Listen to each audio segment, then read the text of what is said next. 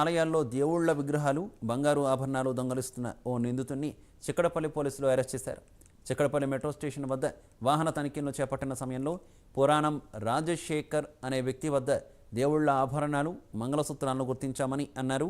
అనుమానంతో విచారించగా తానే గతంలో పంచముఖ ఆంజనేయ స్వామి ఆలయంలో దొంగతనానికి పాల్పడినట్టు ఒప్పుకున్నాడని, అతనితో పాటు ఆ బంగారు ఆభరణాలు కొనుగోలు చేసేందుకు వచ్చిన మరో ఇద్దరిని అరెస్ట్ చేస్తామని, అతని వద్ద నుంచి 8.5 తులాల బంగారం, దొంగలించిన 3 బైక్లను సీజ్ చేసి వారిని రిమాండ్కు తరలించారు. అతని నుంచి ఇతను పరకాల మండలం పంగిళ్ళపల్లి గ్రామానికి చెందినవారు. అతను గతంలో 3 బైక్ థెఫ్ట్లు మటవాడ పోలీస్ స్టేషన్ వరంగల్లో, ఆయన ఇక్కడ హైదరాబాద్ సిటీలో కూడా దొంగతనం చేశారు. బైక్స్ దొంగతనం చేశారు.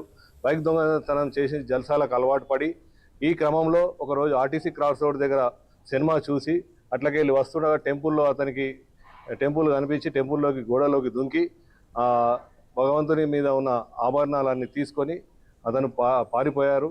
అలా ఈరోజు అతను దొరికారు. అతని నుంచి 2 మంగళసూత్రాలు, ఆయనక దేవతని యొక్క మూర్తులు, ఆయనక 2 బైక్స్, ఆయనక 3 బైక్స్ ఇవి రికవరీ చేయడం జరిగింది. ఇతను పరకాల మండలం పంగిళ్ళపల్లి గ్రామానికి చెందినవారు.